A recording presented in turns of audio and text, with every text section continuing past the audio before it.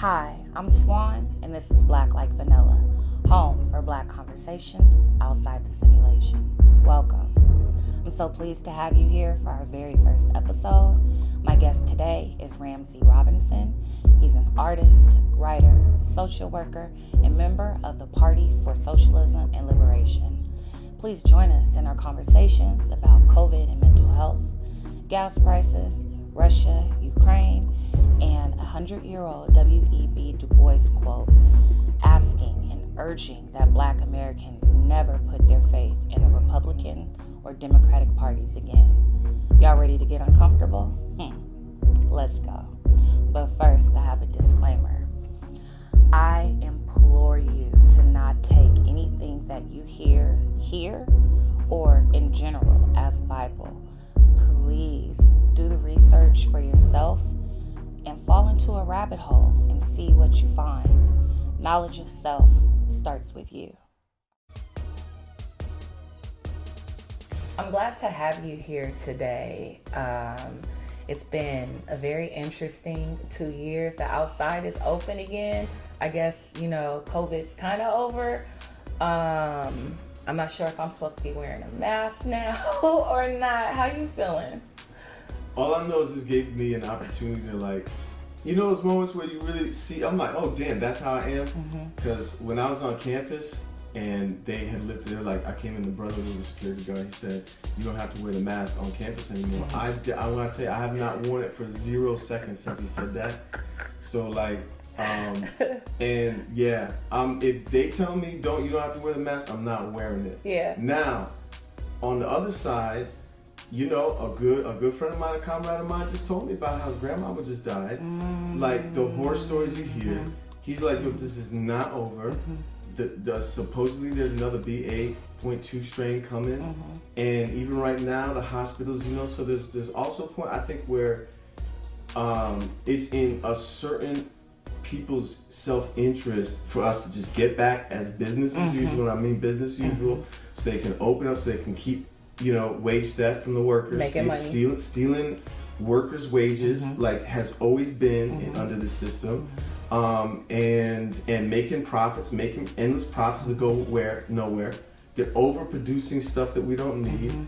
During the pandemic, you could go on YouTube. They're agribusiness, which should food be a business? I don't know. No. They're dumping out milk because they overproduce milk.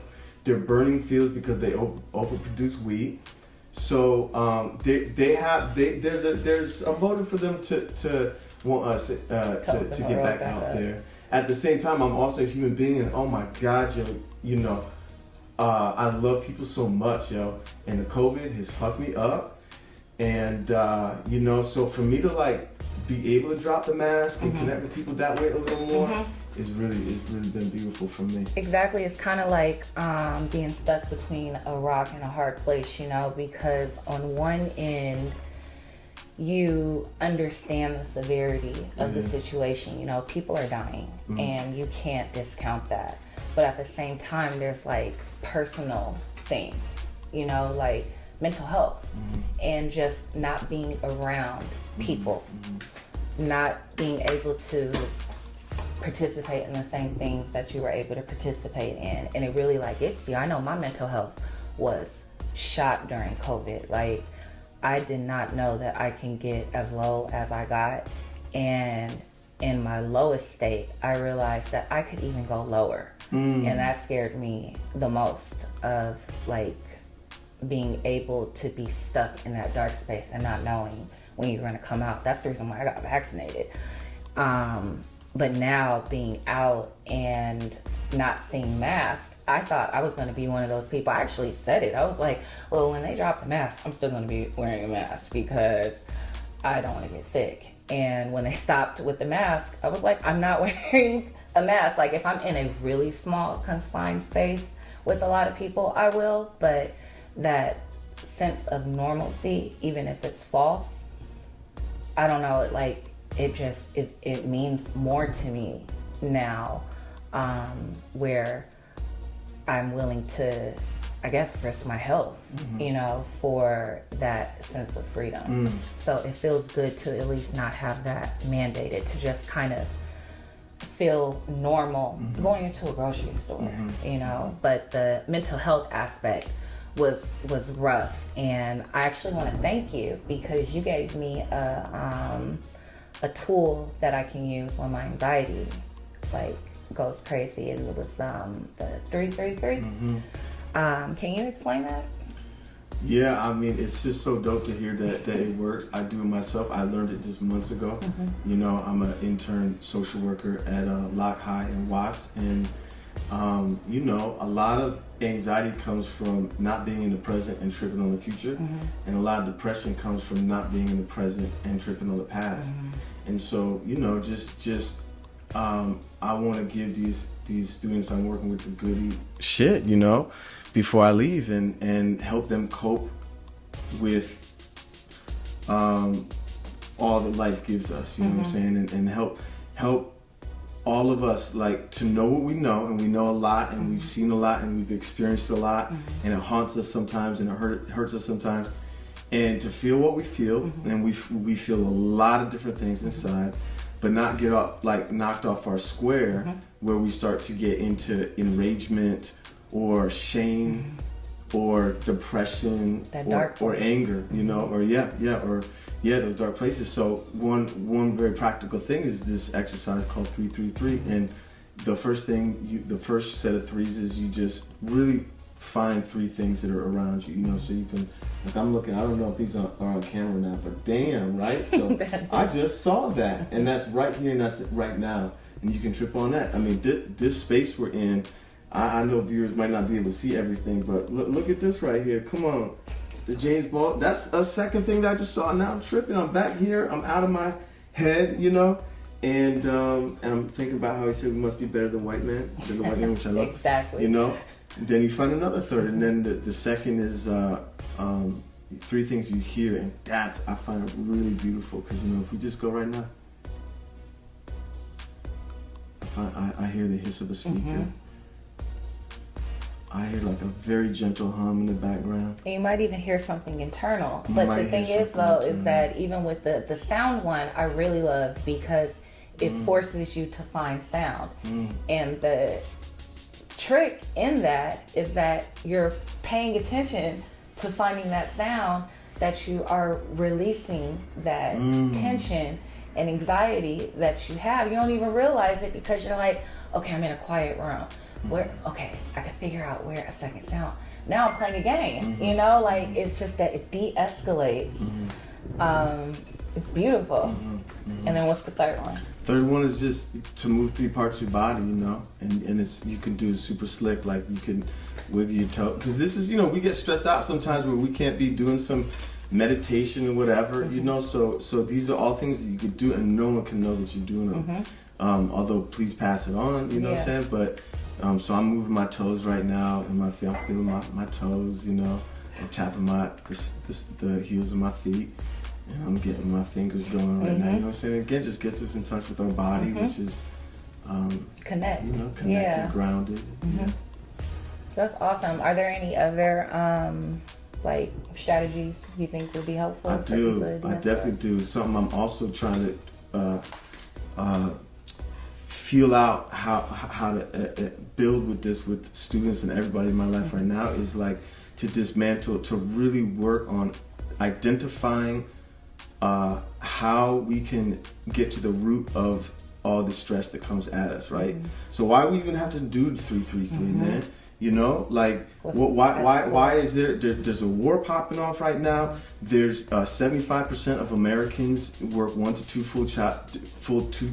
full-time jobs and can't meet their basic necessities. And these aren't just, they can't make motherfuckers can't pay their light bill. They can't, their little girl breaks her arm. They don't have health insurance. They're thousands of dollars in debt. And then what are they doing? 333? Man, okay, please, let's do 333, but how do we you know really start to link up so we can change the system so that we have things in place, practical things that we've reached in our development as humans that can be done now, so we don't have to do 333 as much, right? Like we have, for an example, 500,000 homeless people. A lot of them are families. A lot of them are children. It ain't the children's fault, but we have 18 million empty homes. So these are. We're making these decisions now. Homelessness is a decision. Poverty is a social construct. It's a decision that we're making. And how do we start making different decisions so we can get those basic things? Everyone can get a house. Everyone can make sure they're not gonna have groceries. You know, there's a time in my life I didn't know if I was gonna have groceries. You know, how can we get an education so we can start to explore and develop ourselves, self-actualize? And how can we get to a place where, and we're at the place where everyone can have health insurance now. Or at least at a place where if something happens to us, our fault or not, we're not going to be in debt for the rest of our lives, you know, doing that. Like, I think about now, gas prices. Gas prices are $6 a gallon. We finally got $15 to be minimum wage, which is still low as hell, especially for a place like California. $30 an hour to survive in LA. Double that. And that's exactly. You can quantify that. You know, that's not quality. And to have $15 an hour. So if you are paid $15 an hour for an 8-hour shift, if you get an 8-hour shift, because they may not give you an 8-hour shift because they don't want to be able to, you can't qualify for benefits. They don't want to pay for those benefits. So you might have a 6-hour shift with $15 an hour. Well, gas is $6 a gallon. So that's like legit a paycheck for one day just to fill up your gas tank.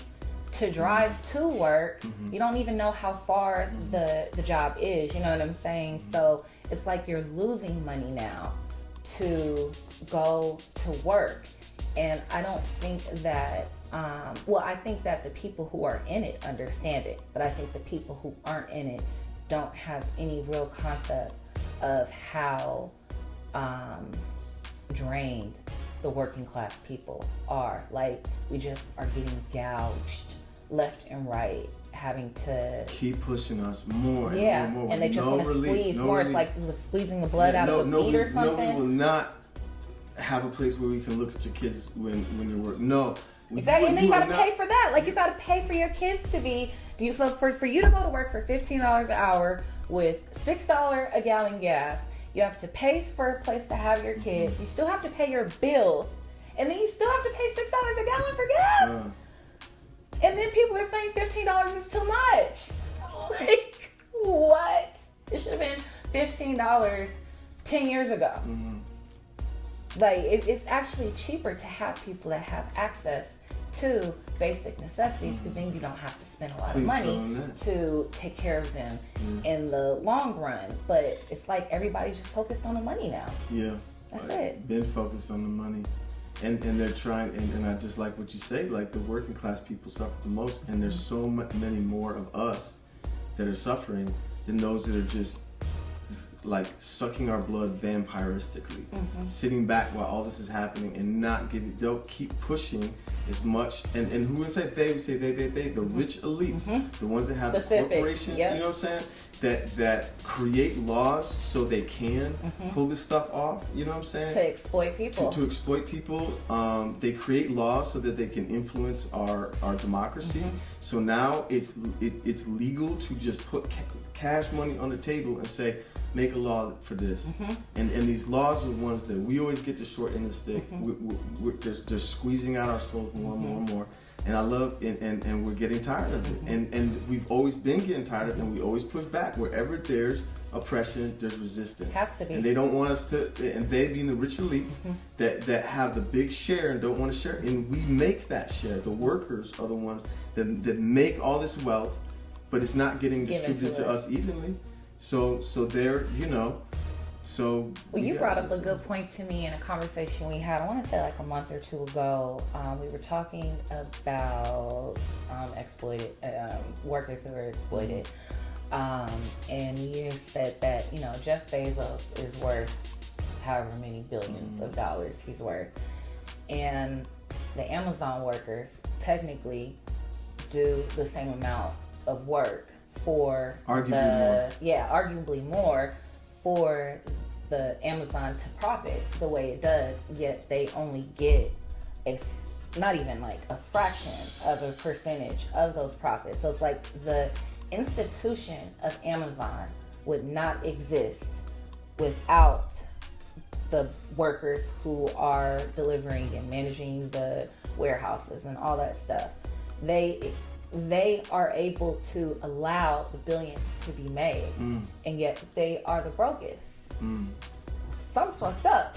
You just said it right there. We can end it right here. If we can all just think about that, and that what you're talking about as Amazon is replicated all over the globe now. In McDonald's, they're doing the same thing. In any industry, you're doing it. With these gas prices, they're doing this thing. It's all of us, all of the workers that are making this world run. And now they fucked up because we know how to do all this stuff. We even like the people who create all this incredible technology.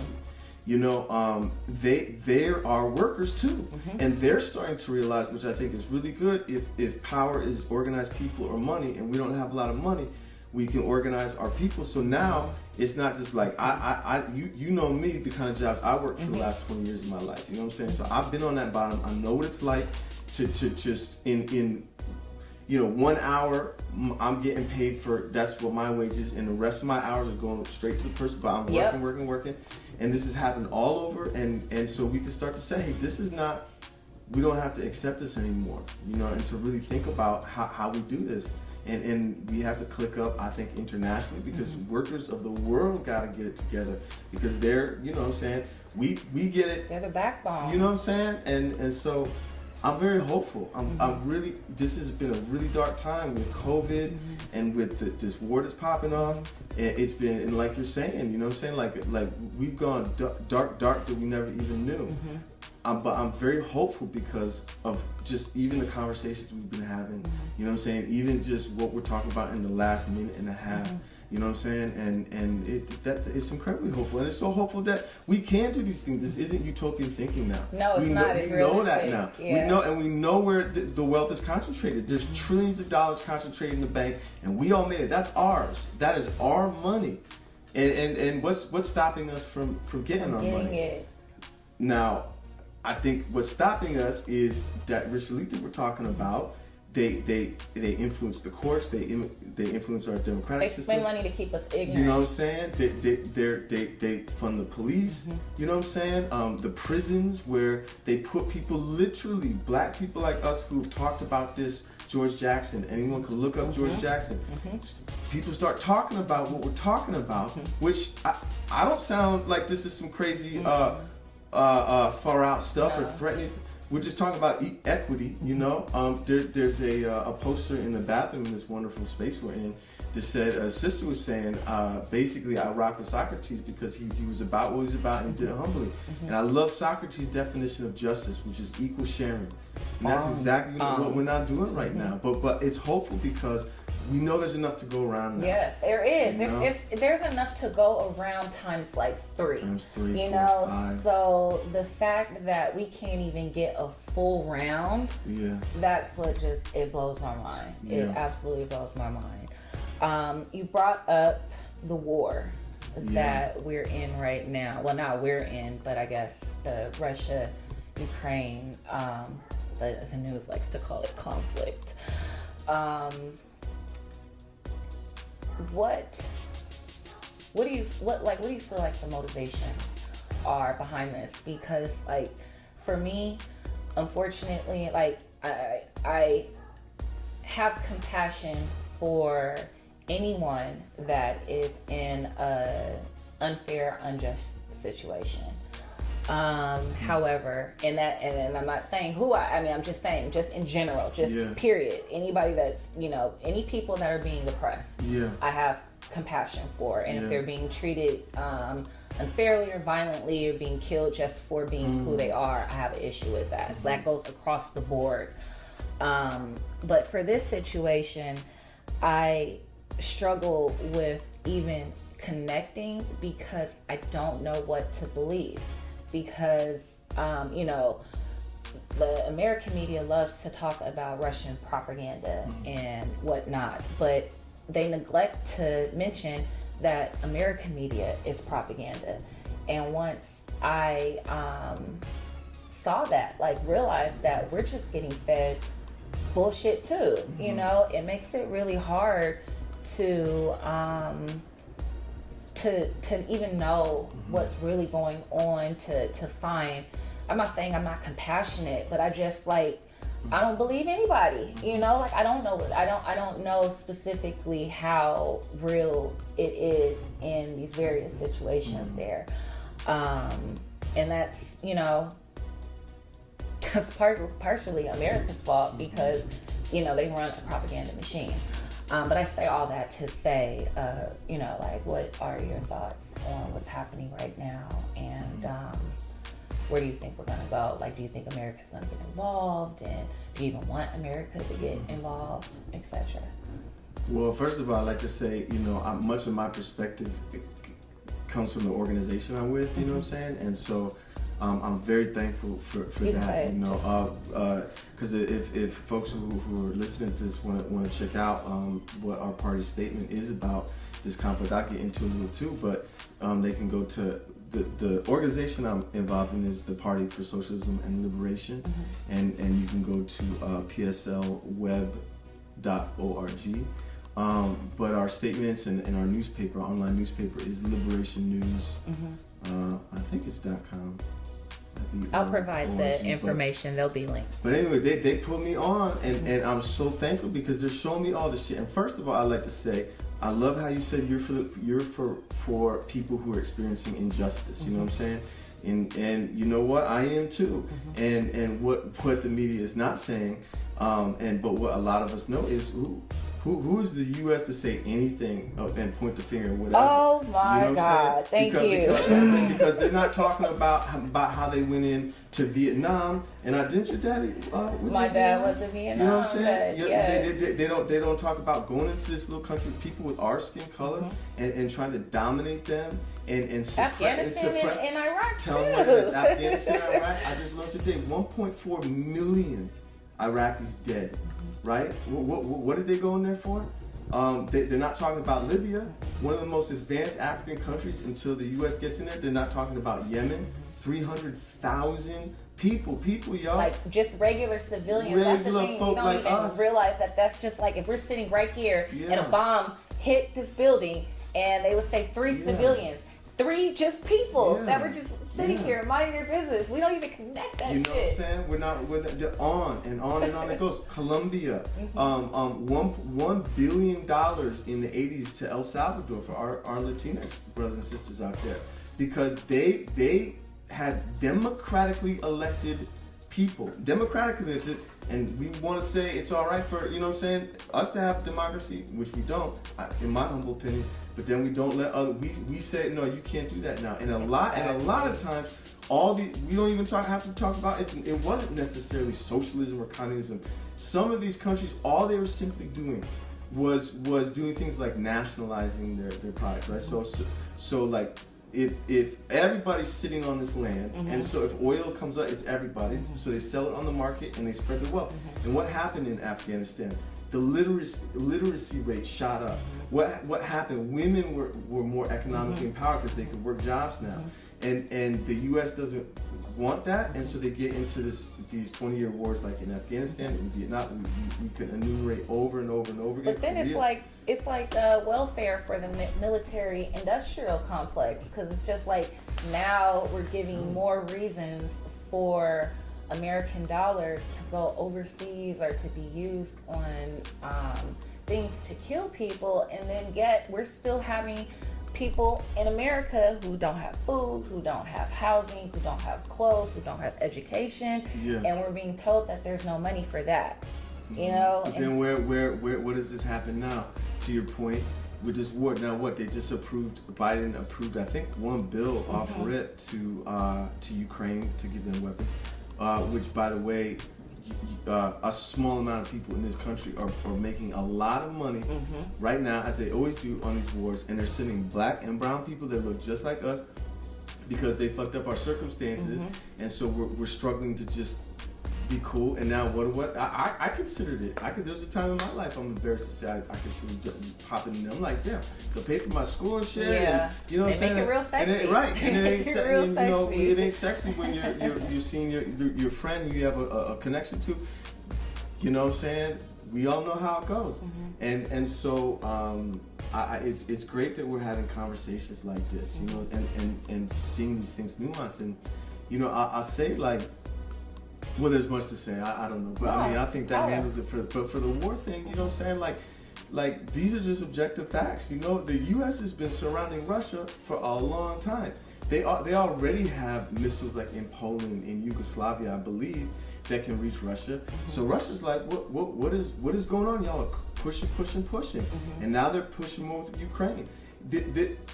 We don't want to see people dead. People like me and you. The majority of us don't want to see people dead, Ukrainian or whatever. And but Russia is being threatened right now by this organization called NATO, and I don't know if you know what NATO is. I just learned myself. I just you know kind of got my tutorial as well. Yeah, I mean, I don't know if you want to talk about it. No, I don't, because Okay. it basically was created to police Russia, right? Tell them that. NATO was formed as and America was basically... Oh, no, it wasn't even Russia. It was the Soviet Union. And thank you for making the distinction, by the way. It was to police the Soviet Tell them Union, what it and is. then the Soviet Union doesn't even exist anymore. So there was like the question of why NATO should even exist. And why does it exist? Because the U.S. is keep pushing, you know, wanting to dominate everything around them. And it's very interesting, and that's why it's such this good clarity. I'm so glad you brought that, the difference between Russia and the Soviet Union. The Soviet Union was doing things very differently than the U.S. were at the time, right? In the Soviet Union, in America, if they had the GI Bill, right? So if you went and fought in a war and came back, not if you were black, only 0.3 black people, 0.3% of black people got a GI Bill. But if you're white, you might get a little help, right? That's what the U.S. was offering. They were offering what, like, kind of a decent wage, you know. But Russia at the time was offering free healthcare, free education, free daycare for your children, paid maternity leave, paid month vacations, and guaranteed job. You know that, like in the space we're sitting in, if tomorrow, you know, the place where we go to work to pay the rent for this place burns down, what are we gonna do, yo? In the Soviet Union at that time, and in other countries too, in Cuba, in Vietnam, all these places that the U.S. tries to stamp out, they were providing these things. So NATO was formed to basically dead that, right? Because they don't want the word getting out on the street. Y'all doing too much. They don't want the word getting out on the street. The word was getting out on the street. Other countries were like, yo, man, fuck America and fuck imperialism. And you know what? We could do this where we take care and like I'm saying, but you know, America wasn't having that. They was like, no, we got to be in the mix in everything. We got to do everything. You know what it is? So they're not disbanding NATO way after the Union fell in 1991 and 1993, but yet they keep, and all Russia said is, please don't let the Ukraine into NATO. They said this, we will negotiate and back off. This is weeks ago. Well, apparently, they agreed to that. Like, from what I heard, both sides agreed to that, but like, that's not the story that's being told. So it's like nobody's paying attention to that. But then it's also like, I think that folks are struggling with like accepting two things at the same time. And for me, those two things are what's Russia's political structure, Putin, all of that can be terrible. You know, like terrible, oppressive, no excuse at all. Yeah. However, the same thing that can exist at the same time is that we need to mind our business. Tell them that too. Like, we need to just mind our business, Yeah. you know? Like, we don't have any reason to step into somebody else's conflict. It's just not our business unless there's other reasons. May I say? Yes. May I say? Please tell them that, mind their business. Now, what do you think America would do if Russia started putting up missiles on the border of Mexico with us, in the border of Canada. At the Just same time, them having missiles in Cuba caused a crisis where kids were going under deaths for nuclear war. So that's what Russia's saying. They're like, yo, now you're putting missiles in Yugoslavia, you're putting missiles in Poland, and now you're gonna put missiles in Ukraine. Man, come on. Again, I just love how we started, and I always want to say this because this is not no rah political. This is from the heart, yo. We don't want any Ukrainians hurt. We don't want, and as a matter of fact, I just want to drop this too, and folks can look this up. In 2014, under Obama, the U.S. funded another coup like they did in El Salvador, like they did in Syria, like they did in Libya. We don't talk about this, but they funded a coup that put a number of neo-Nazis in political power, right? So what? Yeah, we should have minded our business with Yugoslavia back in Ukraine in 2014. And America doesn't like to admit when it's like what's good for the goose is good for the gander. You know what I'm saying? Like, you can't be the police. And well, actually, that is what they are. They're the police to where they make sure that other people follow the laws that they don't abide by. Like, one of the things that I struggle with a lot is like and that's how I realized that like American media was propaganda, was realizing that like the U.S. humanitarian wise is dog shit. Like, as far as how it treats its people, what it provides to its people, they should be like war crimes. And I mean, like, since its inception, like the U.S. has not had a moment in its time where it was actually good to the people of the country. You know what I'm saying? Or that weren't either white or rich. And that's it. So it's like, it's really hard to hear the U.S. try to condemn someone else, another country, when your house is dirty as fuck. You about to come in my house and start picking at me, bitch, dust. Right. Like, and you tell them that. Yeah, you know what it is. That's exactly right. And black folk know that, you know, not better than anyone else, but we know that. And we've always fought. We've always as they don't want to tell this story. They want to give us Nat Turner and maybe they'll give us a couple of heroes. Heroes. But they don't want to even talk about how there's letters between Grant and Lincoln that said if it wasn't for the 200,000 black men, and at this point it was just done. So they said if we didn't let them fight, 200,000 black men fought for their freedom. And 70,000 of them lost their life for it, but they don't want to say that. And then got played. Know what I'm saying? And then got played. I was just thinking about, you know what I'm saying, we can talk about this stuff, play. So, but we keep rebelling. They don't want to talk about. They don't tell that the Black Panthers weren't about hating white people. They went on record and said they didn't want it. They don't want to talk about that the Black Panthers were socialists. That they were just looking out for their own. They simply wanted, you know what I'm saying, and for everybody. And they wanted everybody to have what they said. Equity. What was their 10-point program? It had the basics of being a human: food, clothes, shelter, healthcare, education, and then they threw in some other little gems in there. And for that, what happened? Gutted them, murdered them. Look how they do. Y'all can look up the assassination of Fred Hampton on YouTube. It's a beautifully shot too, from an artistic point of view, form and content, and how they did this, brother. Well, what was he saying? He wasn't saying kill Whitey. He wasn't saying this. He was just speaking. He was talking truth. At 21, when I listened to Fred Hampton talk, every time I'm like, yeah, they not that they had to, but they had to. Yeah. They had to, because he was spitting hot fire at such a young age. To be able to be that tapped into the people, the proletariat, to be able to be tapped in and to say what he had to say in layman's terms. You know, like Fred spoke to the people. Come on. And because he was the people, and we are the people. Exactly. It is. I know, you know. I'm saying though. Just in general, I'm happy you did say that. We're going to get into our conversation right now, and it's brought to us by the world-renowned WEB DuBois. It's from the May 1922 issue of The Crisis. The Crisis was a magazine that was the official magazine of the National Association of the Advancement of Colored People. Y'all might know it as the NAACP. So I'm going to give you the quote right now. From 1922, 100 years ago. Listen. May God write us down as asses if we ever again are found putting our trust in either the Republican or the Democratic parties. I'm going to run that back one more time. I was just thinking, run that back. May God write us down, us, black people, because he's talking to us in the crisis. This ain't for them. This is for us. May God write us down as asses if ever again we are found putting our trust in either the Republican or the Democratic parties. This is W.E.B. Du Bois. William Edward Burghardt Du Bois.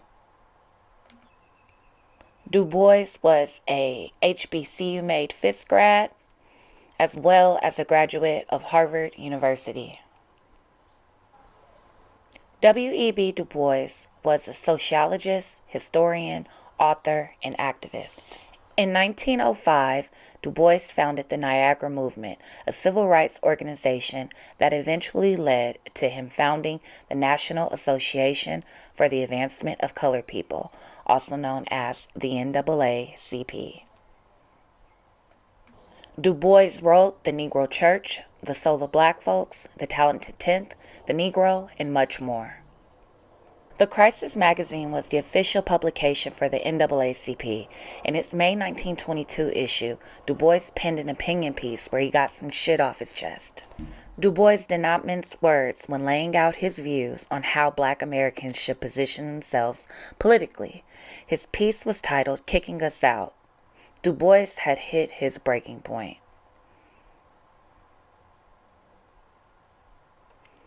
President Warren G. Harding gave a speech in Alabama in 1921 where he said blacks and whites could enjoy full citizenships, and white Southerners were like, not on my watch. Harding later clarified that full citizenship did not mean social equity. Yeah, he was one of those. Fed up, Du Bois used Kicking Us Out to call out Republicans, Democrats, and black people, saying, may God write us down as asses if we are ever found putting our trust in either the Republican or Democratic parties. 100 years later, we still out here looking like asses. Let's go. 1922, 100 years ago, W.E.B. Du Bois was trying to tell us that we kind of are going to play ourselves if we put our faith in these parties that aren't checking for us. Because they aren't checking for us. We are secondary. They use us for the votes in order to win, but they are not checking for us. And black people in those times, we weren't voting necessarily for specific issues. We were voting for survival. We were voting to live. We were voting to have a normal life in this country. And in 2021, 22 now, damn. In 2022, even though black people are still targeted in many ways in this country, we need to adjust how we give our power, and our power is in our vote. And that's something that I don't think that we connect with a lot, is that the power is within the people. And we don't owe the Democratic or Republican Party anything. They actually owe us everything. But we'll dig into that later. I bring this up as the theme because the word third party is a nasty word, and nobody likes to talk about it, white or black, Democratic or Republican. And I feel that we're born into these systems where we accept the fact that we only have two parties, when that's just how this country landed on. There was times, I believe it was in the early 19th or mid 19th century, there were 6 political parties in this country. The political parties that this country was founded on, they don't even exist anymore. So, because I don't think anybody is a member of the Federalist Party in Congress right now. So it just shows you the evolution of politics, and especially in how the founding fathers set up the Constitution, which does not state that we should have 2 parties. We're in year 1 of Biden's first term. I know that there's the conversation that if we vote third party, then we're going to give the Republicans, the win, and they don't care about us, and all that is true, but the Democrats don't care about you either. So instead of voting based off of allegiance that you don't even know why, like Black people are Democrats the same way that we use Tide because your mama did it. Like, that's it.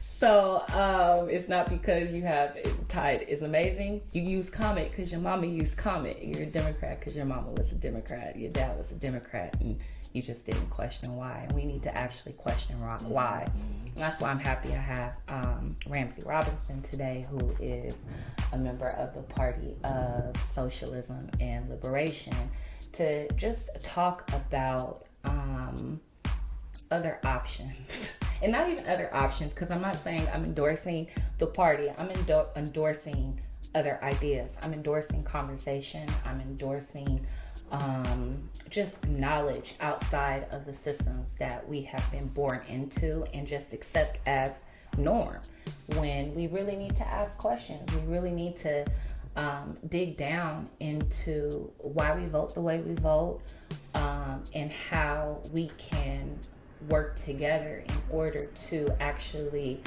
get the life that we deserve, like what's afforded to us in the Constitution. Malcolm X said obviously a long time ago, but he said that we don't need laws for equality because the equality is in the laws that were created in the Constitution. I'm paraphrasing, that wasn't the exact quote, but those were the law for me to be free, the law for me to be able to go to school. We already got it. You don't need to say Black people because it's American.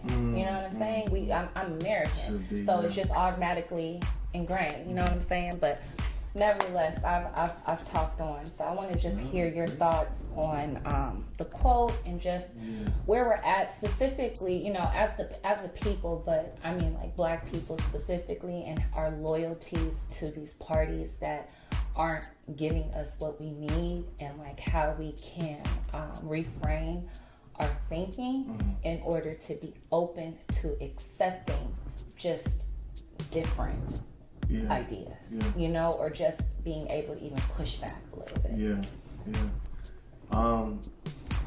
I mean, the first thing that comes to mind, is that, the government is not our government. It's the ruling class's government, right? So they're using it for their self-interest. You know what I'm saying? And what is the right offer? They offer tax cuts to corporations and deregulation, right? They negate. That's all they do, right? And then so I think as Black people can just cut that right out right there. You know what I'm saying? But then you have the Democrats, and what are they doing? Like I couldn't believe, I became a socialist within like the last year and a half, maybe. You know what I'm saying? So I and the party has very specific ideas about how things could go down to get to a place where the basic necessities of people, right? Food, clothes, shelter, healthcare, education, like we're talking about, a society for people and for the planet is planned for, right? And also one where the working class and oppressed people have the economic and the political power. Because right now we don't, you know what I'm saying? The government does not, like, they're taller than us, they're whiter than us, they have more law degrees than us, they have millions of dollars, and they do not represent us, Democratic or Republican. You know what I'm saying? And so I don't think that there is this separation between us, and I don't think there's any hope in them. I think that we know that we are capable. The working class and oppressed people are more than capable to have economic and political power now. And to make sure we can live in a world where these very simple things like we were talking about before that are materially possible right now, we can carry these things out. Light work, or they're all there. And we, the working class and oppressed people, know how to do this. We know how they do the work. We do all the work. We already know. So these fools, what are they doing for us? I mean, as a socialist, when Biden got elected and came out. So I hear, because I get passionate about the shit, you know what I'm saying? So then, As you should. Yeah. So then I hear Biden talking about free junior college, his Build Back Better plan, right? Free junior college, free child care, like K through whatever, preschool, free, right? I believe paid maternity leave. Putting a lot more resources into correcting this cliff we're going off with the environment, right? I'm like, damn, I might have to put down, you know what I'm saying? But it was really important for me to see how that all unfolded with where I am right now. What I've been realizing, largely in part with the party, is that what happened with the Build Back Better plan? Nothing. The only thing that passed was the restructure plan, right? And it's interesting because that helps the capitalists. That helps Amazon keep exploiting their workers, and you know what I'm saying? Yeah. So I was like, damn, like clearly they only, again, this rich elite that influences the government. That basically, the party believes is the rich elite's government, and they keep us going. They got white people thinking that they're Donald Trump, but they got power. No, they ain't got. But there's 60 million poor white people that would benefit from the Build Back Better plan, but they don't want to hear it because the ruling class has a split on that. You know what I'm saying? Well, they gave power to whiteness, so it allowed poor white people to still feel that they were superior because they were white, and that just added a whole nother level of. That's why they will not accept. Programs that would actually help them, it's almost like the whiteness, just being affiliated with whiteness gives them connection to the rich, so it's like, I'm not rich, but I'm white, and the rich is white, so then I'm rich. Say it. I mean, that's for real. They've been doing that off the jump. People could look at Michelle Alexander's New Jim Crow. She break that down. You know what I'm saying? That was the first thing is they divided white, and they did. Again, we talking before about how the rich elite influenced the courts. Like that affects laws. There were laws that said, white people and black people couldn't eat, couldn't marry, couldn't make babies. You know what I'm saying? We all know that they did in culture. They didn't want us doing that, but they made laws to make us do it. And that was actually, I believe, that was the Democrats too. Passing that's that what I was gonna say. Like for Black people specifically in this country, we had to, technically, goes back to the Malcolm quote, we had the right to vote. We just weren't allowed to vote, which meant that legislation needed to be created to pretend like that meant that we could vote when we already had the right to vote in the first place. But when we did, we started out as Republicans. And Black people were part of the Republican Party for a long time. And the reason why they switched to Democrats was because Democrats were finally talking about civil rights, and the Dixiecrats were like, fuck this shit, we're going to become Republicans. So again, Black people only were a part of these parties for survival because we weren't even having our own civil rights being acknowledged, like our own humanity being acknowledged. Shut us out after the Reconstruction. Exactly. So to know all that, to know that the Democrats aren't even the Democrats are just another party, that we happen to fall into.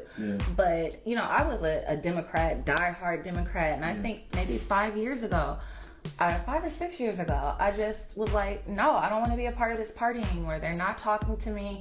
They're clearly elitist. They clearly are also focused on the money too. You know, like they're doing it against us. They're exploiters too. They just exploit us in a way that makes us feel good. Yeah. You know, and so I went no party preference. Actually, on accident, I wanted to be an independent, and I was like, I could just change my status to independent. And I didn't know that in California, the American Independent Party was like an ultra conservative, alt-right like group. So if somebody pull up my shit, that's the reason why it's there, not because I was on it. But when I saw that, I did no party preference, and I'm going to stay no party preference because neither of these parties, like, they're just not doing it for me, you know? Like, they're not talking, it's not even they're not talking about the things that I feel that are meaningful. It's that they only talk. And it's become a performance now where being a politician, two things you should never make a job. And that's being a politician and being an activist. You should not be getting paid like a career on being those things. Like, Martin Luther King was a preacher who was an activist. You know what I'm saying? Like, once you become the thing, then the thing is what has the power. And so the politicians now feel like they could pick the electorate and not the other way around, where we pick them. And it's like it's a mind fuck. It's unfortunate. You know, it goes back to the power of the people and needing to acknowledge it. You know, like our power. I mean, I'm with you 110%, and so now, you know, I think if we're not there, I think hopefully the majority of the working class and black folk especially are gonna see. Okay, we can agree now that these motherfuckers not doing anything for us. You know what I'm saying? Anything substantial. You know, there's still, we're still living in a system which exploits us every day. Is that what made you look into joining the party? Like, what? Can you tell me about that journey? Because I remember when you hit me up and you told me, like, you know, I'm thinking about joining this party, yada yada. Because we were always talking our shit, you know what I'm saying? And you actually like found it. Well, even how you found it, you know. So like, how did you find it? What made you step outside and actually do that? And like, you know, what was that like? You know, I remember one day I was at work, and you know, I came to Los Angeles in '99, and since then, you know, I'm a artist and a poet, and but you know what I was doing more than anything else is I was making other people money. I was a worker, you know what I'm saying? And so sure, you know, I would wake up early and try to put in some writing or art before I go to work, and then I go to work. And then when I get home, I'm a little tired, but I try to push through to them because I really felt like, you know, I think that people know how to self-realize. You know, we just have these obstacles in our way. I think capitalism is that obstacle. You know, we can't self-realize under this current system. You know, and then I was sitting at work, you know, one day at a highly exploitive job at a time when the COVID was popping off, and they were completely negligent in handling the situation. They were just doing some way out of pocket stuff that was very dangerous. And then I'm also there, and an order comes down for about $120. You know what I'm saying? And my coworker Marcos came over and said, "Hey man, how much do you make a day?" I said, "About that order that just came down."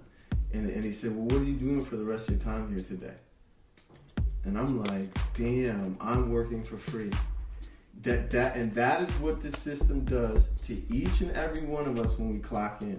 We get paid just enough to come back in the next day, just enough to eke out our rent, barely, just enough to put some, you know, shitty food in our bellies to keep it pushing, you know. But meanwhile, we're living on the razor's edge. The majority of us around the world, of course, and in this country, living on the razor's edge, and that's what I was too. I didn't have any savings, and I was living. You know where I was living? I had some. I was paying incredibly low rent for this city, and I still was, you know what I'm saying, was barely making it because I have to pay for insurance now, and you know, coworkers living 2-3 people together just to make rent, cover rent, and then I realized, oh, like this is the system right here. That's what capitalism is they're extracting extra capital money from us, just paying enough, and then all the rest of our work is unpaid and goes to them. And I'm like, damn. And then it crossed with this now comrade, but at the time she was just a classmate, and she was in the party, and she was on it, man, and she just be dropping these gems in class. I'm like, yo, like it just resonated. Like if anything's resonating with, you know, whoever's listening, you know what I'm saying, like, and you know, we're vibing, you know what I'm saying, like I was feeling that, like she was saying this stuff, we're talking, I'm like, damn, yo, like this is, I couldn't front, like I was feeling this shit, and so I just would start talking to her, you know, in between we leave class, and she would say what socialism was, and I had the reaction, like, and it was, I didn't, like 2 years ago I didn't know what the fuck socialism was, you know, I you know, and I didn't, and it had maybe a negative quality just because we're the way we're raised. Brainwashed. And so I think those things coming together, you know what I'm saying, and also realizing as black people, like we as free as we can get, coming to the place where I realized we were never going to be fully free as long as we're living under capitalism. And not only that, there's something that we can replace it, and we've seen even good results on it on Earth. Again, this isn't utopian thinking. You know, and socialism is simply what we were talking about, you know, where the people and the planet's basic necessities are planned and provided for. And it's the working class, like we're talking about, all of us that make all this stuff, make all this wealth, is we're the ones who have economic and political power. And I'm like, damn, like it gave me so much hope and so I'm so privileged to have found the party, and it doesn't have to be the party. I mean, you know, I feel like just if a large majority, if the majority, if not a large minority of the working class, if we can all come to see this, that this is where we can start to really, you know, we've reached a time where we can pull this off and get to this place. And how amazing would it be? And we still have decades of decolonizing our mind. Exactly. And it's not simple. It's not overnight. Yeah. There's a lot of in betweenness, but we have a lot of history. We can look at Cuba that's doing it, and they're doing their thing where they have some of the best doctors in the world. They have zero homelessness. Can we talk about They have zero it? homelessness, and they have over 200 sanctions on them from the U.S. They have the best medical care. Medical care, and that's with the U.S. Of course, can't let any. They say democracy, but they don't let the key. Why you got your foot on the Cuba's neck? I have two questions for you that come out of that. The first question is, what is socialism? Yeah. The second question is, how are socialist countries who are used as the bad examples being squeezed by sanctions? You know what I'm saying? Like the other factors. So it's like a capitalist or just even like the way poor white people cape for rich white people. Poor people will cape for capitalism, which just blows my mind, because I'm like, you're fighting against, you're cutting off your nose. Because we think the things that they withhold from us, we think we're gonna get it by becoming like them. And it's just, but that's not how it's gonna work. It's just not how it works. So, but I don't think that they realize either that there are other factors that stop these countries from being successful.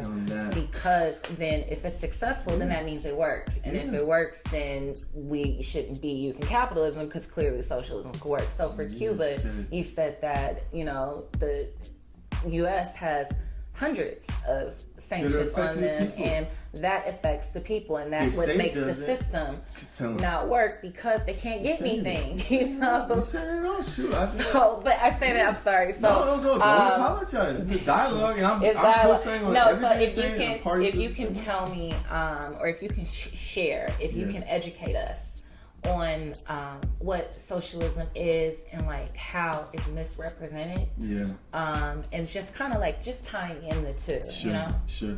Well, yeah. I mean, the simplest way that I know it is kind of what I was mentioning before, that it's a society that where the people's it's people before profit, first of all, right? Whereas in this society, in capitalism, it's profit before people.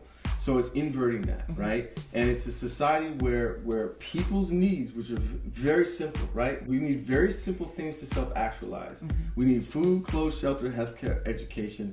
You know, we can talk about stuff like this. We've had some great talks about how culturally you would open it, how love would change when the profit mode's not out. And you're like, damn, I have nothing. I need to marry this motherfucker because I need to get this and this and this. Now what if we all had like very simple, beautiful things like the space we're in now, you know, and that was guaranteed. You could love deeply. You could love deeply. You could love honestly. You know how well, I'll give you the technical definition of socialism, but socialism is going to transform everything because things are going to be, you know, unperverted. You know, and I want to just big up to Black Like Vanilla. You know that and the whole irony of it, which is genius, is that why do we not associate vanilla with black? Is because the process that to make it white, they do that to save money, right? So everything is the profit motive. Vanillin. Right. So if we start taking out the profit motive for stuff, this is socialism. When healthcare is not why is healthcare for profit? Why is food that is the most basic things that we need to reproduce ourselves? Why is that for profit? And education too. And education too. And if I might add, we're at the place now that we've arrived as humans as we're overproducing things.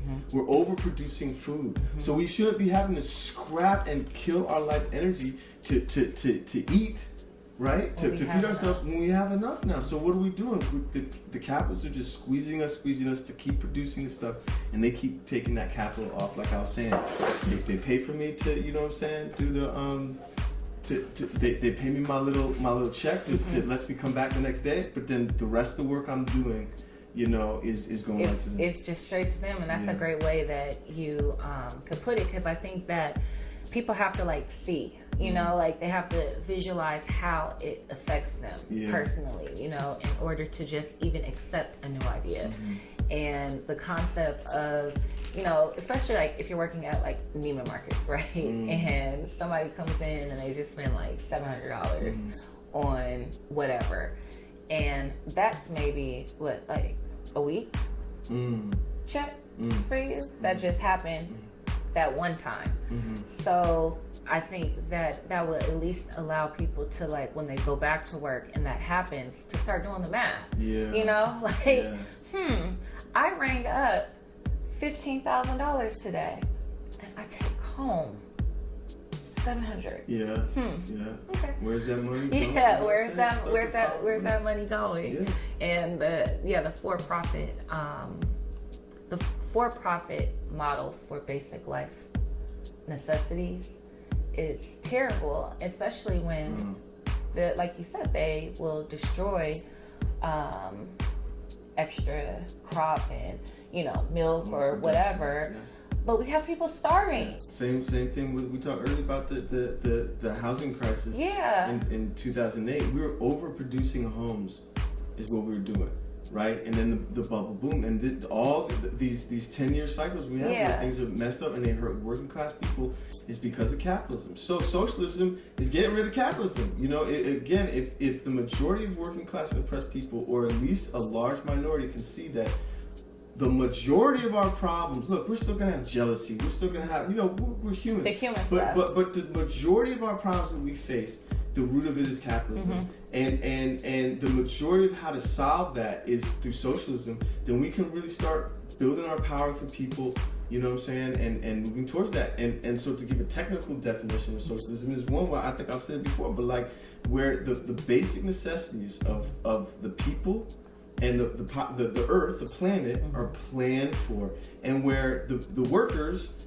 and the oppressed people, who are also are workers, who are double oppressed, have the political and economic control. And so, you know, I think that you know, our party doesn't need, you know, I mean, please consider, you know, massing up, because we can be thinking about this and having these conversations in our own head, you know, but I found too, like, I'm so glad that when I started thinking about these things and all the stuff we're talking about started to click, it was actually in the context of other people, other folk, there's black people, there's brown people, there's sisters, there's brothers, there's trans, there's all kinds of folks, working class, working people in our party.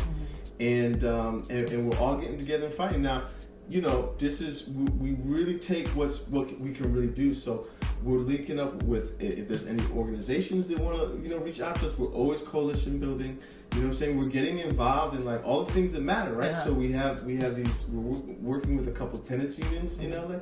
So the part, right? So the party believes that eventually you shouldn't be able to exploit people through property, and that we should all have a place to live. And we'll get down right now to fight that simple things are taken into consideration, right? So like rent caps based on inflation, or you know, landlords have to have a very just cause to evict people.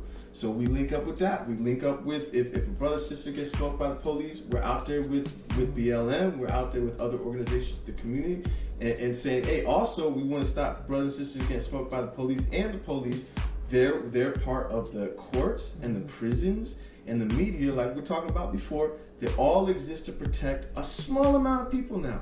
A handful of billionaires have as much wealth and assets as 3.2 billion of the poorest people on the earth. So we got the people, but our fight now, which is power, our fight now is that small percentage that are holding all this and in control now. They have the military, they have the police, they have and they have the courts, they have the prisons. Like we talked about, they'll throw Angela Davis in there. They'll throw George Jackson. They can control. The U.S. tries to say, "Don't even have political prisoners." Who's Angela Davis? Who's George Jackson? So you know, I think it's a very hopeful time, and let's link up. So I just encourage, you know, all the folks that are down with you to check out, you know, pslweb.org, to check out Liberation News. We have the Liberation School. You can join us there. You know what I'm saying? You can learn with us and struggle with us together as we really try to get this thing cracking. As we continue to keep it cracking. Okay, so on the keep it cracking part, right? All of the things that we are struggling with in this country as Americans and just in general have been at the makings of either a Democrat or Republican, because those are the only two parties that we've had, right? So for me, I'm like, well, that should be a clear indicator that we need something else, because both of them have kind of fucked us, right? But then you get the pushback, and the pushback is, well, how? You know, like, they already got the control. You can't get into the system. The system's this, you know, it's like all the things to discourage you based off of, I mean, I feel like it's just fears that were created by the system in order to allow the system to continue working.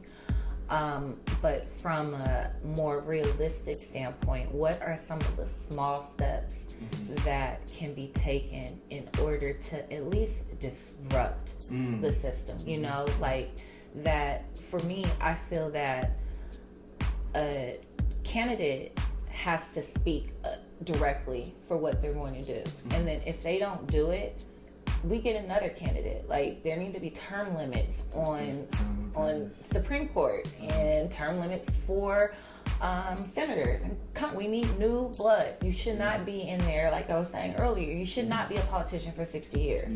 That's fucking crazy. So in seeing that, seeing how this system works, what are some like small bites that we can take in order to just start disrupting the system, just to be like, hey, you know what? I need you to remember you work for me.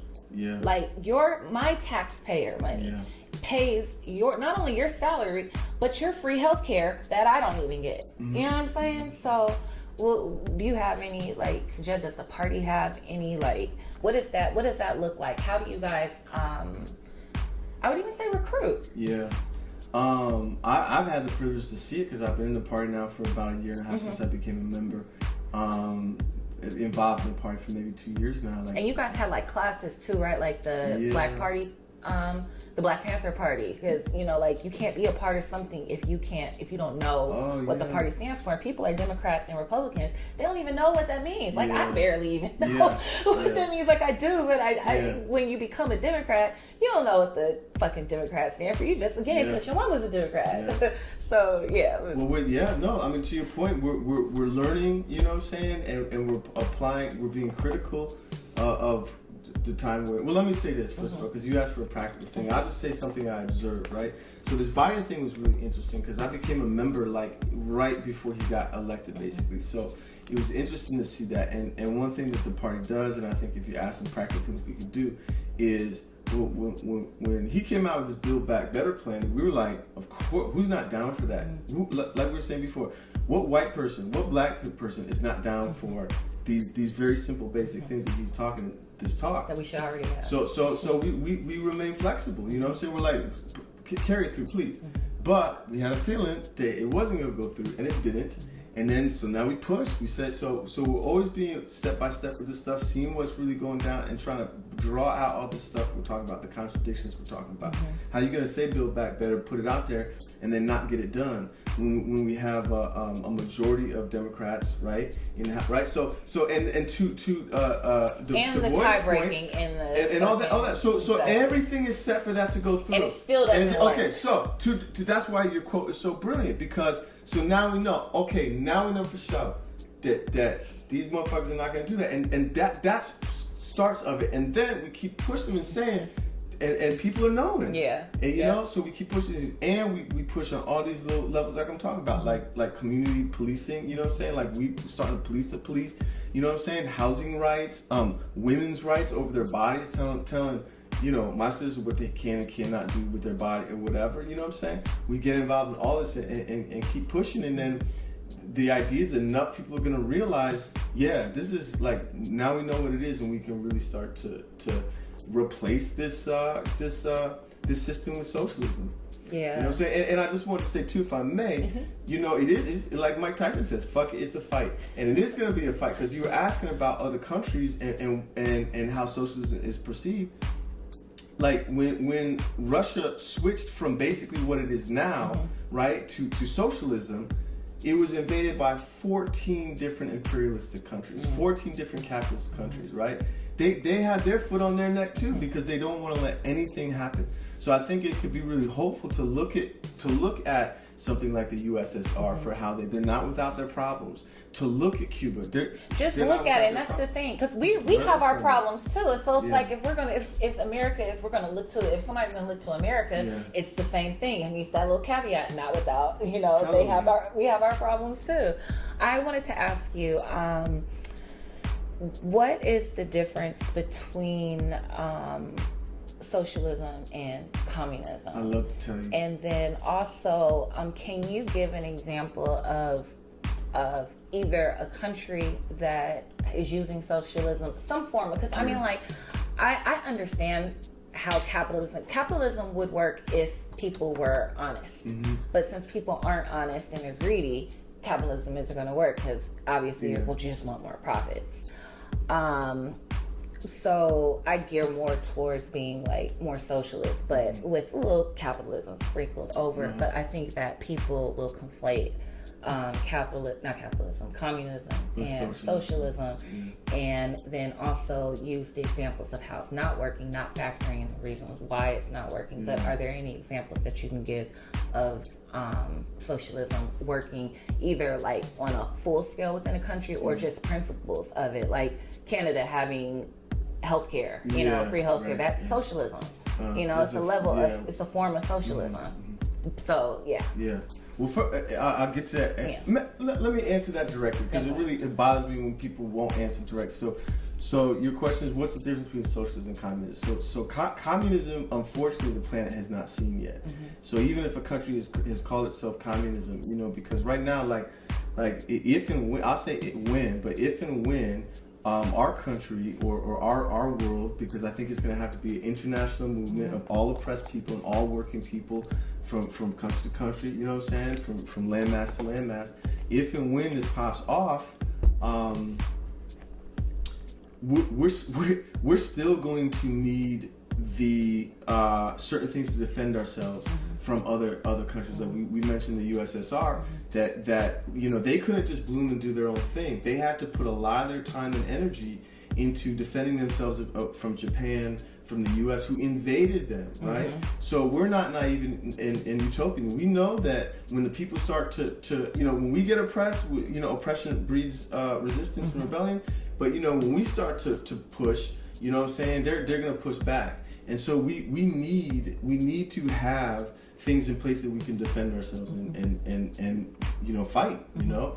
And but communism, I think, I don't think, but as I understand it, it's another socialist, and especially like a kind of a Marxist thought looks at things like history really spiraling upward, and so the idea that we had to pass through capitalism to get where we are now, because now capitalism, it's not capitalism that did it, but we're at a place now that we're talking about that we can produce enough food, right? We can bang out so much stuff now. So now we get to a place of socialism. A lot of people think we've reached the time where we have all this now we can do it. And then the idea is the next step is, after we're in that zone for a long time, you know, we're not that the apparatus that defends and puts down the exploiting class. After that exploiting class is gone, eventually it's going to wither away, and we can just have it kind of open and you know what I'm saying, like where we still, everyone's you know, healthcare, food, clothes, shelter is provided for, but now we don't need to have the apparatus to defend ourselves or oppress others. You know, and basically socialism is also where, you know, the current, like our working class is in power, and we're resisting them now. And I do want to say, to be straight up though, if you look at historically how any socialist revolution has gone down, actually this is very important, any revolution has gone down because the capitalists didn't come from nowhere. They had a bloody revolution with using arms against the nobles, right? When the people in power was the same structure, a tiny little bit at the top, and they were using God, saying, well, God placed us in power. So if you go against us, you go, right? But then the capitalists started to be like, you know, they're the little doggies for the monarchy, and they were going and getting indigo and sugar cane and all this stuff, bringing it back, right? And they're like, we know how to do this. And all they wanted at first was political power. They said, can we be in the parliament? You're sending us to do this with, and by the way, all this was exploiting black people and brown people, but the people that became the capitalists were the ones that they're the little doggies for the kings, and then they didn't want to share, and also they didn't want to expand and make all this production possible. So there was a revolution for that way. And every socialist revolution, when it happened in Russia, when it happened in China, when it happened in Cuba is a great example. It is what it is, yo. Now, if we could do it without violence, maybe it's never been. So you know, and our party doesn't shy away from that either. You know what I'm saying? We keep it super real. And I'll recommend a book. One of the first books I read in the party was called The State and Revolution, and then it talks about what it is. You know what I'm saying? Like, so I think, but we're not there yet, and that's why we're not. You know what I'm saying? We're not doing this or that right now. We're just trying to build up the party. Try to get enough people to see that capitalism is the problem to most of our problems, is the root of most of our problems, and that socialism is the best thing right now that can solve most of those problems as well. And we can keep going from there. As we fight for women's rights, as we fight for of course, black people, women, we're never going to be free under capitalism, fully free. As we keep fighting for housing rights, all this stuff. As last weekend, you know what I'm saying, you were out of town, but we had this, you know, this model minority myth. Some Asian sisters in our party were talking about how, hey, like drawing the connection between the way the Asians are portrayed and how capitalism is a part of that. So we keep building like that, keep spreading this, keep having dialogues, amazing dialogues like this. I love it. You know what I'm saying? And yeah, I love it. Yeah, I think that we dug in deep. I feel it fuck too. With you. I fuck with you. That's what's up. I'm grateful that you were able to shed light on just what socialism is, just giving it an in-depth, you know, look at what that could look like, and just being able to introduce new ideas, you know.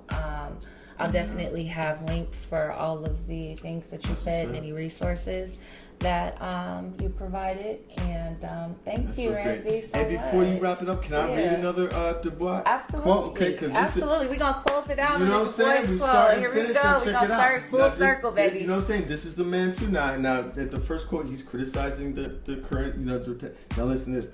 American Negroes must, that's what they said back in the day, American Negroes must study socialism, its rise in Europe and Asia, its particular suitability for the emancipation of Africa. They must realize, Black Americans, that no system of reform offers the American Negro, the American Black person, such real emancipations as socialism. This MF spit. No, for real. I mean, like, and that's the thing. It's right there. And our ancestors that we love to say were their wildest dreams gave us the cheat code. Wrote it down, gave us the cheat code, and then we'd be like, no, you know, like, we gotta listen. How we 100 years later, and we still same thing. We have to break free of the system in order to make those next steps. And I'm happy that, you know, I got you on my team, homie. Thank you for coming and being my first guest. Inaugural episode, Black Like Vanilla, where, you know, I just want y'all to know the only thing white about vanilla is the flour and the lie. Woo. Come on.